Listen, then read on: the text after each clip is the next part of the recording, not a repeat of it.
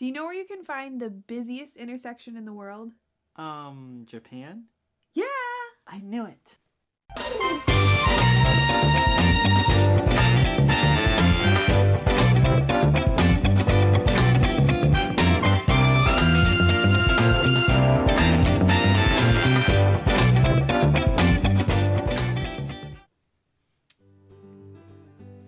Welcome, I'm Joshua and this is Alyssa and this is episode 101 of Around the World. And Alyssa is going to tell us about another Asian country today. Mm-hmm. And we're going to learn about Japan for a few weeks. Now, I don't have tons of pictures of Japan or like lots and lots of variety because I was only there basically for Thanksgiving weekend. So I left Guam on Wednesday and I got there and then came back, I think Sunday afternoon or something like that. So it was a quick trip. But I do have some things about Japan that I want to share with you. And today we're going to talk about one of the busiest intersections in the world, and it's pretty much guaranteed that it is at the top of the list, and that is Shibuya. And it a lot of times is nicknamed Shibuya Scramble because there are so many intersections and roads that cross at this one point, and there are so many people that cross the street there. So when we went, we came out of one of the bus stops at one of the sides of it, and we just kind of watched from the ground and we're like, oh yeah, there are a lot of people. And because it is so famous, there's a lot of tourists. You can see some nice selfie sticks there. Lots of people that stop to take a picture because it is so famous and known for however many people come through. So see, lots and lots of people coming through. I do want to point out that guy on the left has a mask on, and this is way before COVID. I just want you to know, masks are more common in Asia pre-COVID than they were here. So, this kind of looks like there's people there, but if you get to go up in a building, like some of these buildings nearby, then you really can appreciate how many people are there and how busy it is when the people cross the street. So, there are multiple roads that cross here at this one intersection. Wow. And there is a time where all the lights will be red and only pedestrians can cross. So then the vehicles aren't getting through anymore. So I took a series of pictures to see the process of like people walking across the street just because I thought it'd be kind of cool. So here's at the beginning when it's the cars driving across the street. And that bus didn't quite make it. Oopsie. But now it's time for the people to cross the street. And the people. Lots and lots of people. And you can go like straight across this like three-cornered street because there aren't any cars coming by. I was going to say, you don't have to just go one direction. You can go to the spot you want to be. Yeah, because they close the whole intersection down. And like that bus is just going to chill there until everybody's done crossing. So there you go. Lots and lots of people that cross there. And I think one of the reasons it's so busy is because there's a few train stations that they're underground, like subway systems, that end up there. It's like a big stopping point. So multiple train places that you could leave and maybe transfer to get to another place in the city. And so that's why it's such a hub. This is a famous statue in the Shibuya area, and it's of the Hachiko dog. And the story is told that this dog was very, very loyal to his master, who was a professor at a college, and he would walk with his professor to this train station, and then the professor would get on the train and go to his school to teach, and then the dog would show up every single day when the professor would finish teaching, and then they'd walk back home to their apartment together. Well, one day, the professor had like a brain bleed and just died, and the dog didn't know that, of course, and so it showed up at the train station every single day at the same time when the train was supposed to get back because it was so loyal, and it did that for like 9 years. And so it became kind of like an emblem of loyalty, and parents would bring their children there and they'd talk about how this dog was so loyal, and it's a character quality that's very important to the Japanese. So they honored this dog and made a statue there for it. And so it's very famous. And even the name carries a lot of meaning for the people of Japan. It's really cool. So if you go there, you'll probably want to take a stop and see this Hachiko dog. I didn't know the history of it. And we were meeting some friends in Japan, and they were like, oh, meet us here at this Hachiko dog. And I thought they were talking about like a hot dog stand. I didn't know we were going to a statue. So we kind of like turned around for a while, and eventually we met our friends, obviously, and got our picture with it. And the girl on the left is Megan, and she was a teacher with me out on Guam. The city of Tokyo is packed. There are lots of people, lots of buses, and like 2-level roadways and all of that. It's just kind of crazy. There's a lot built up in there. And you can basically find anything from all around the world, like K-pop, which is really popular out in Asia. So these guys are from Korea, but they're definitely very featured over there in Japan. Nice picture with... Yeah, I got a picture with that K-pop band. And then 7-Eleven, which I feel like is also kind of worldwide. It's a great place to go if you need internet anywhere in the world. Usually if you stop outside their store, they have free internet, and you can just stand there and hop on their internet, at least to get directions for wherever you need to go next. And then another famous place, if you're just kind of walking around the city, which is what we did for a little bit, is Takeshita Street, which is in the Harajuku district. Crepes. And this street is known for kind of like all the fancy things for the teens, like all the modern culture kind of things that teens are going to find. And if you look underneath the name of the street, there's like a little camera there that's like live of who's like walking down the street. So it's usually a very busy place. If you see videos like online of like really cool food creations like made out of cotton candy or like really fancy crepes and stuff, or crazy candy and food creations, it's probably from this street. It's very well known for that kind of fancy stuff. And I wish I took more pictures, but I didn't. They even have, I'm pretty sure in this street too, they have like a cat cafe. So you can go to this place and it's full of cats. Oh. No! You're not gonna eat that! Oh, well. It's full of cats for you to pet, and they are just okay. like there for all the people who like cats, but they don't want to have the pet in their house. Oh, one of those. Oh my. Well, Yikes. you should have said what you meant. I was trying to, and you just made something else up. Oops.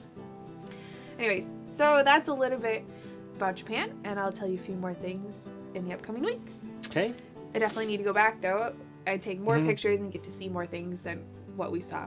We didn't really do much research before we went there either, so we didn't see a lot of stuff. Okay, I have a new missionary story for us. Okay. Do you recognize this flag? I recognize the flag. I don't know the story though. So Anybody else know looks this like flag? a good one.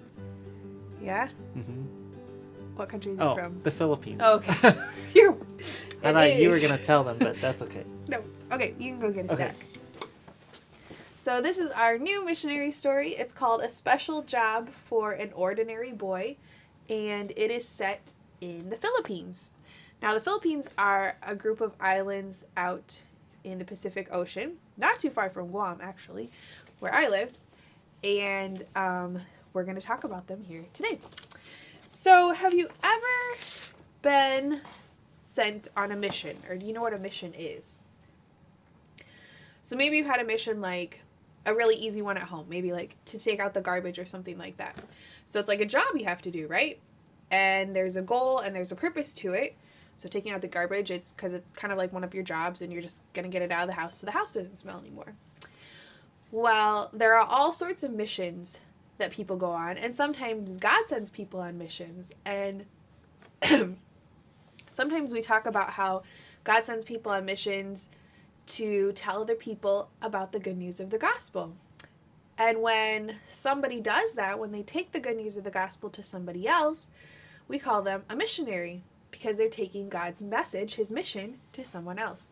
And you can be a missionary right where you live, at your school or in your neighborhood. And sometimes God will send missionaries to other countries to share with the people there.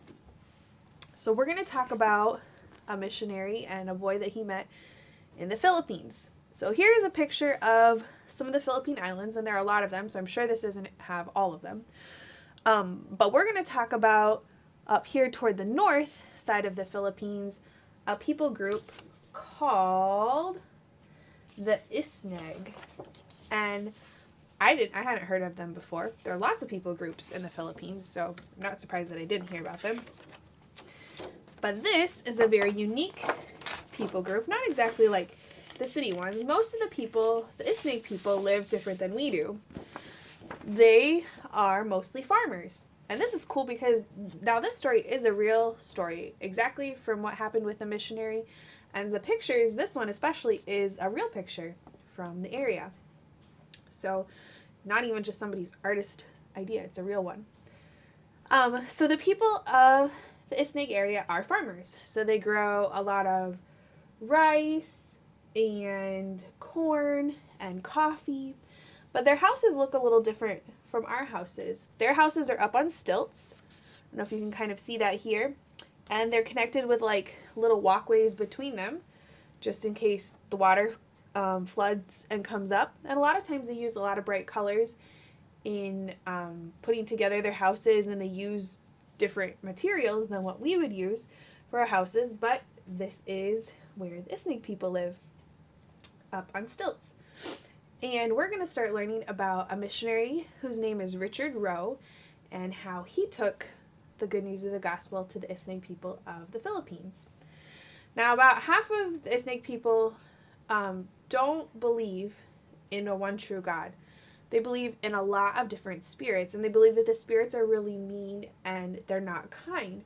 And so because of that, they're really scared of spirits, and they're scared of a lot of things in life because they think that these spirits are out to get them and to bother them, and they don't know that there's a God who loves them. And they don't know about God because they didn't have the Bible in their language. They actually didn't even have any books in their language because nobody had taken the time to write their words down. The Philippines has a lot of languages and a lot of dialects. So it's like language, and it's similar, but it's got a lot of different words or different pronunciations for words. And so this group of people didn't have their language written down, and they didn't have a way to have the Bible in their own language. So it'd be, if they went to school, they had to learn a new language, a language that was written down. It wasn't what they were speaking at home. And so that was a lot of hard things for them to do. Do you have the Bible in your language? Probably if you're watching this video in English, you probably have access to a Bible in your language. And there are still people groups in the world, though, that don't have a Bible. They don't have their words written down. And it was kind of like our last story that we talked about, how Cameron went to those different places in Mexico and in South America and helped translate the Bible into their language. So Richard Rowe came to this area wanting to help these people. And he wanted them not only to just have something in their language, but he wanted them to know who Jesus is. And he wanted them to hear for the first time how they could have a relationship with Jesus as their personal Savior. So you're going to have to come back next time and hear how Richard goes about sharing the good news of the gospel with these people, and how he helps them be able to know what the Bible is all about, even though they don't have anything in their language written down. So you have to come back next time to hear the next part.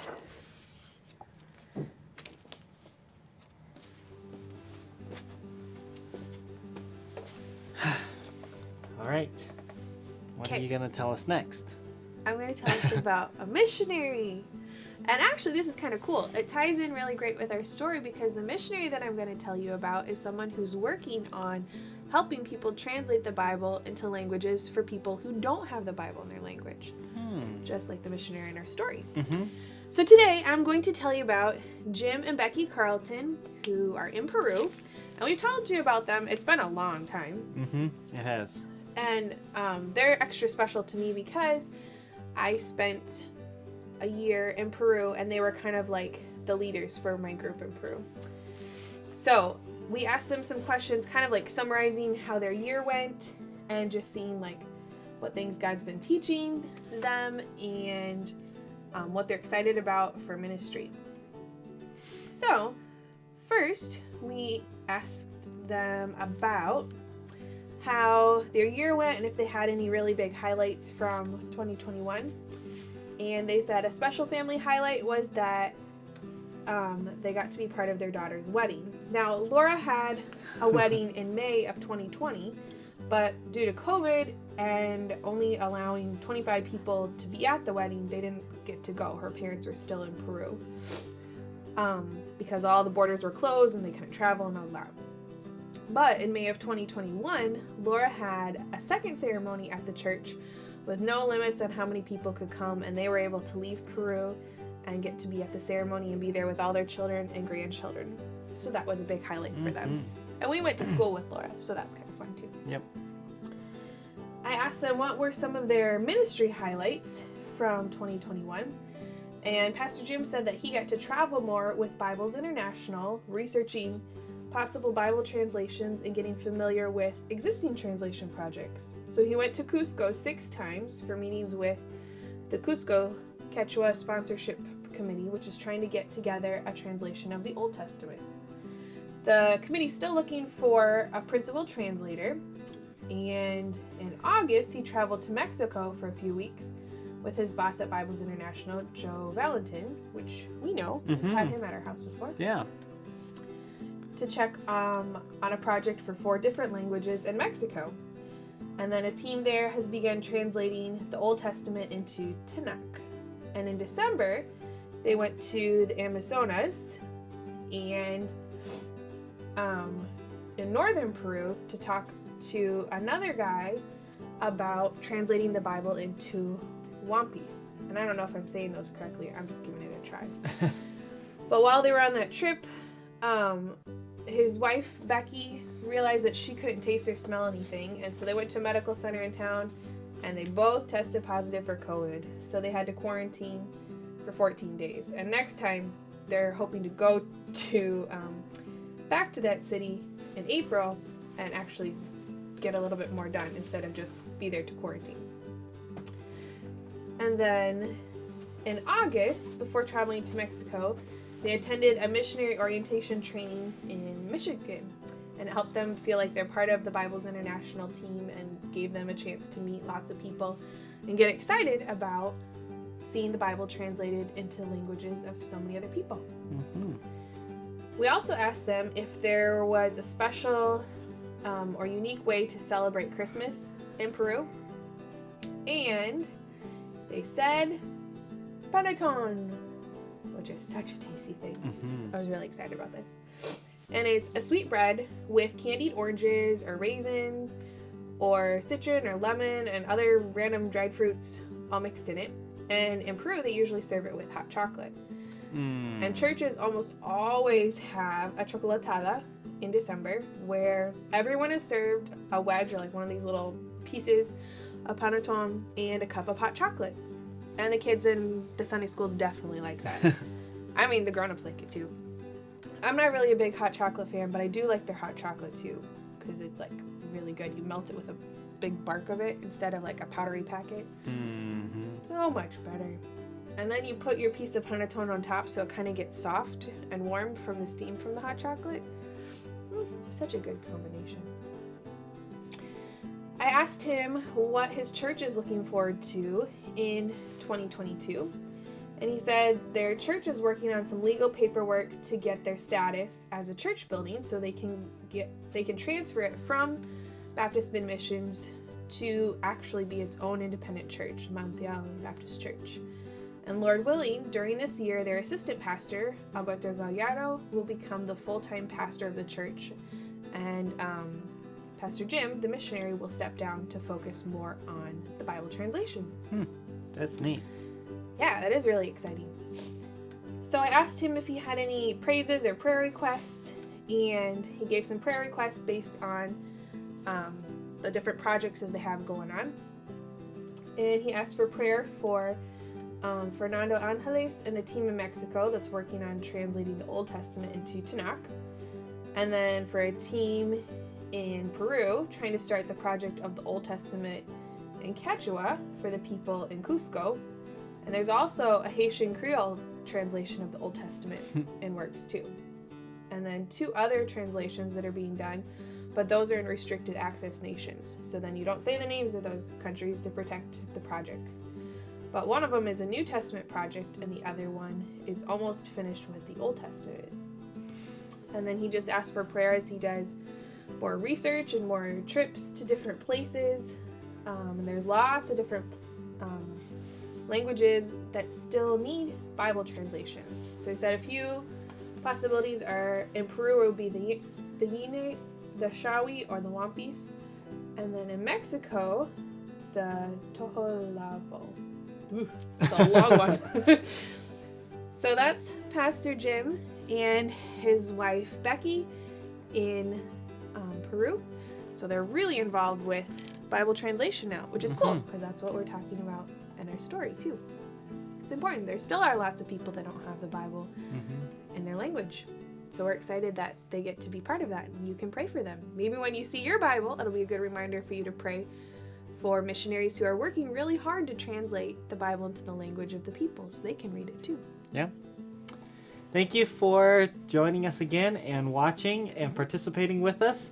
We do hope that you will pray for the Carltons, and we will see you next time. Yep. Bye. Bye.